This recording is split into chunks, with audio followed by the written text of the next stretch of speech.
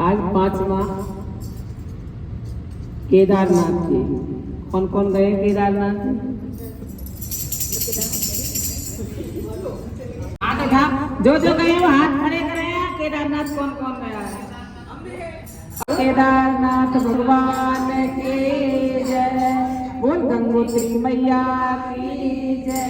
बोल यमुनोत्री मैया की जय। बोल बद्रीनाथ की जय। ये चारों धाम केदारनाथ, बद्रीनाथ, गंगोत्री, यमुनोत्री, ये 4 धाम माने जाते हैं। चारों धाम मतलब कर लिए जैसे। तो जो गए हैं वो ठीक है, जो नहीं गए वो जा सकते हैं। और जो मतलब जो सोच रहे हैं कि मैं कैसे जाए, अगर वो जाना चाहते हैं तो भगवान उन्हें अपने आप ही बुलाए। बिना उनकी इजाजत कोई ना जाता। हाँ, वैसे तीर्थ यात्रा 40 साल के बाद में ही करनी चाहिए। 50 साल 40 साल के बीच में ही करनी चाहिए, क्योंकि बुढ़ापे में सोचो ना अगर तीर्थ यात्रा करनी है तो ना कर पाओ। बहुत दिक्कत है, बाहर जाने के बाद घर जैसी सुविधा ना मिलती। इसकी अनवैलिड होगी सारी।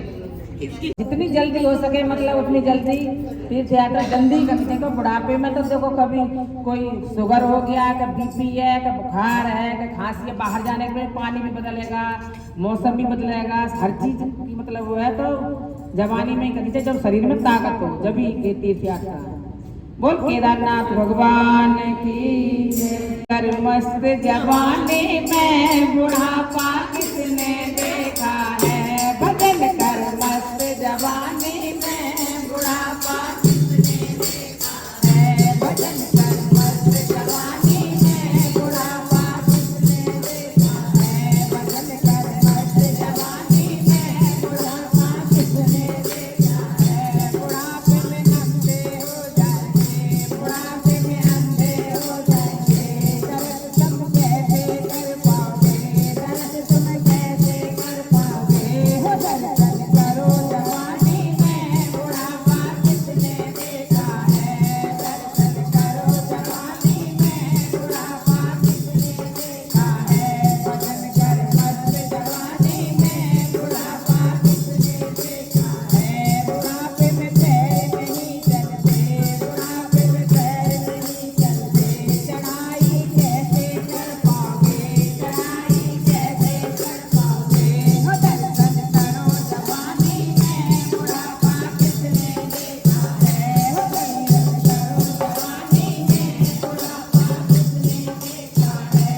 बुढ़ापे में हाथ नहीं चलते, बुढ़ापे में हाथ नहीं चलते। जवानी है, अपन जवान है, अपने हाथ में पैसा भी है और जो मर्जी आए खर्चा भी कर सकते हैं। अगर बुढ़ापे में बच्चों की तरफ देखते रहो, बच्चा मतलब अब हमें इच्छा है कहीं 1,000 रुपया खर्च करने की इच्छा है, अगर बच्चे दे रहे हैं हमें 100 रुपया, तो मतलब कैसे एडजस्ट करेंगे। तो अगर जवानी में अपने पास पैसा भी है, ताकत भी है और चल फिर भी सकते हैं, तो जवानी में ही दान पुण्य भी कर सकते हैं। क्योंकि अगर अपने पास है तो दान पुण्य जरूर करना चाहिए। जितना है उतना जरूर करा दान पुण्य। अगर 1 लाख की आमदनी है तो कम से कम 10,000 जरूर दान पुण्य करना चाहिए।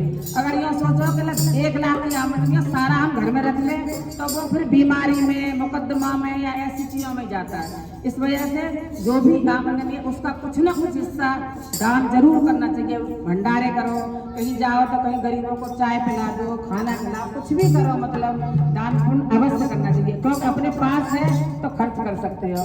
अगर कहते हैं ना, पराधीन सपने सुख नाही, कर विचार देखो मन माई। अगर आपके पास गाड़ी है और गाड़ी चलानी आती है तो कहीं भी अपने लिए पूजा जी की तरह स्टार्ट करिए और चल दिए।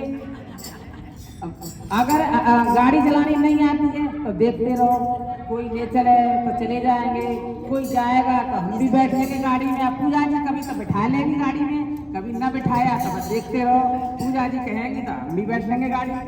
तो इस तरह से ही नहीं, मैं कहावत कह रही हूँ, बैठने की बात तो जब बैठा के बैठ जाऊंगी, लेकिन ऐसे ही पैसा से भी ऐसे ही। अगर पैसा अपने पास है तो जितना मर्जी दान पुण्य करो, अगर पैसा अपने पास नहीं है, अगर बच्चे लायक हैं, बहुत अच्छे हैं जिनके, तो कितना भी दान पुण्य कर सकते हैं। अगर बच्चे लायक नहीं है, नहीं देते, तो फिर मतलब अपने बस में तो कोई बात नहीं है ना। तो इस वजह से जब अपने पास पैसा है, जब ही दान पुण्य करना चाहिए। बहुत शंकर भगवान, वो केदारेश्वरनाथ भगवान की जय। श्री केदारनाथ की महिमा यह है। भारत के उत्तराखंड में बद्रीनाथ और केदारनाथ ये दोनों प्रधान तीर्थ हैं। दोनों के दर्शन का बड़ा महत्व है। केदारनाथ के संबंध में लिखा है कि जो व्यक्ति केदारनाथ के दर्शन किए बिना बद्रीनाथ की यात्रा करता है, उसकी यात्रा निष्फल मानी जाती है। केदारनाथ और बद्रीनाथ दोनों की यात्रा करनी चाहिए, और गंगोत्री यमुनोत्री चारों की करनी चाहिए। वैसे केदारनाथ सहित नर नारायण मूर्ति के दर्शन का फल समस्त पापों के नाश पूर्वक मुक्त की प्राप्ति बतलाई गई है। पर्वतराज हिमालय के केदार ऋषि से निकली अलकनंदा और मंदाकिनी, ये दोनों नदियां रुद्रप्रयाग में मिल जाती हैं। ये दोनों नदी जो गए हैं उन्होंने देखा होगा, रुद्रप्रयाग में एक इस साइड से आ रही है, एक इस साइड से, दोनों ही संगम हो रहा है। दोनों नदियां रुद्रप्रयाग में मिल जाती हैं और उनकी संयुक्त धारा गंगोत्री से निकलकर आई हुई भागीरथी गंगा का देवप्रयाग में आलिंगन करती है। इस प्रकार हम जब गंगा स्नान करते हैं, तब हमारा सीधा संबंध श्री बद्रीनाथ और केदारनाथ के चरणों से हो ही जाता है। हरिद्वार से लगभग 940 किलोमीटर दूर और ऋषिकेश से 240 किलोमीटर की दूरी पर स्थित केदारनाथ का मार्ग दुर्गम है। हिमालय के केदार शिखर पर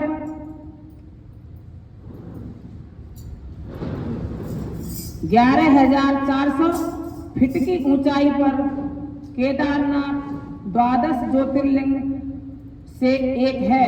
ऋषिकेश से सोनप्रयाग तक बस जाती है। सोनप्रयाग से आगे पैदल मार्ग है, चढ़ान वाला तथा मार्ग। कुछ लोग घोड़े पर बैठकर टोकरी में डोली झोली की सहायता से पार करते हैं। ऋषिकेश से सब जाते हैं, कितने बूढ़े बूढ़े भी मतलब उसमें। देवप्रयाग, रुद्रप्रयाग, सोनप्रयाग, श्री नारायण और गौरीकुंड, वहाँ गौरीकुंड भी है एक। पश्चात हिमालय के केदारनाथ नामक श्रृंग पर केदारनाथ उपस्थित हैं। गौरीकुंड श्री गणेश जी का जन्म स्थल माना गया है। यहाँ पर गर्म पानी के कुंड हैं। आदि गुरु शंकराचार्य ने 12 ज्योतिर्लिंग स्तोत्र में लिखा है कि महान हिमालय के प्रदेश में रमण करने वाले ऋषि मुनियों द्वारा सुर असुर यक्ष तथा नाग द्वारा जिनकी निरंतर पूजा होती आई है, ऐसे श्री केदारेश्वर महादेव जी को मैं कोटि कोटि प्रणाम करती हूँ। बोल शंकर भगवान की जय। देवों के देव शिव जी का जहाँ निवास है, ये हिमालय पर्वत पर एक ज्योतिर्लिंग का यात्रा प्रवास केवल वैशाख से श्रावण तक हो सकता है। यह प्रदेश में शीतकाल और बर्फ वृष्टि तेज होती है।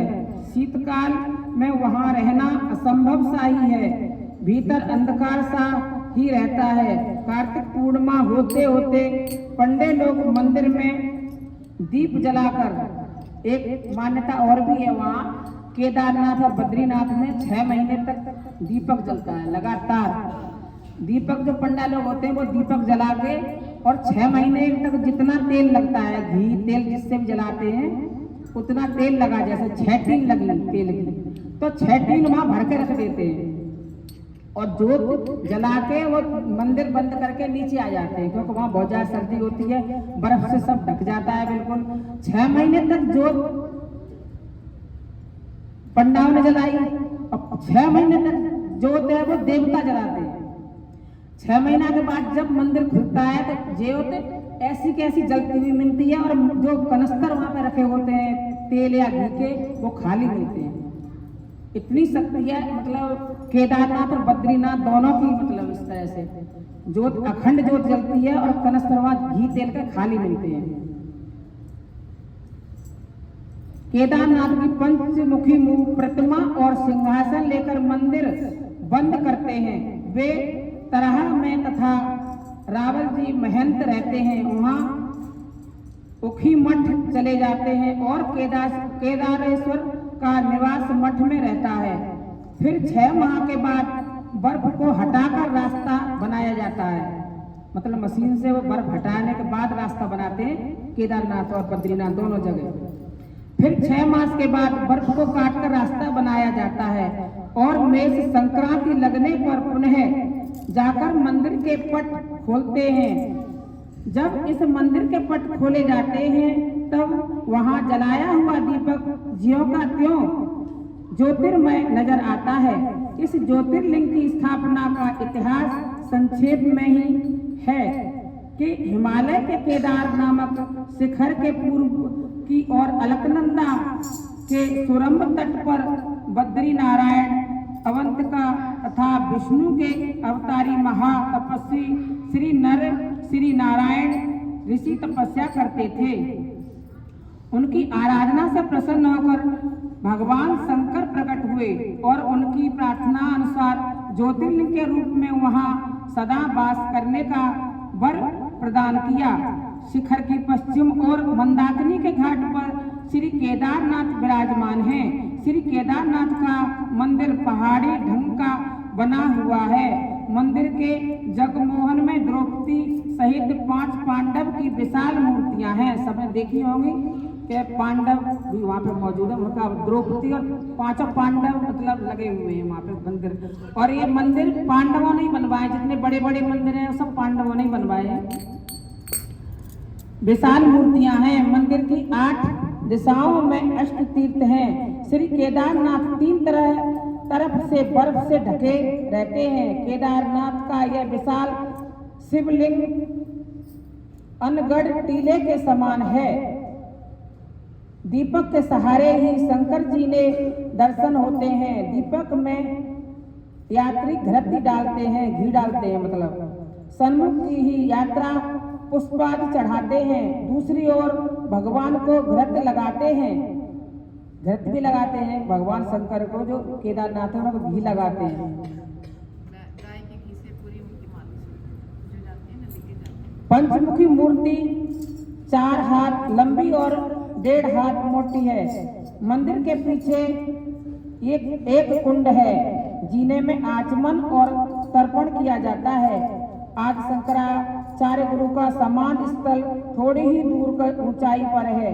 श्री केदारनाथ ज्योतिर्लिंग के दर्शन अति कठिन और किस्मत से ही होते हैं। भगवान की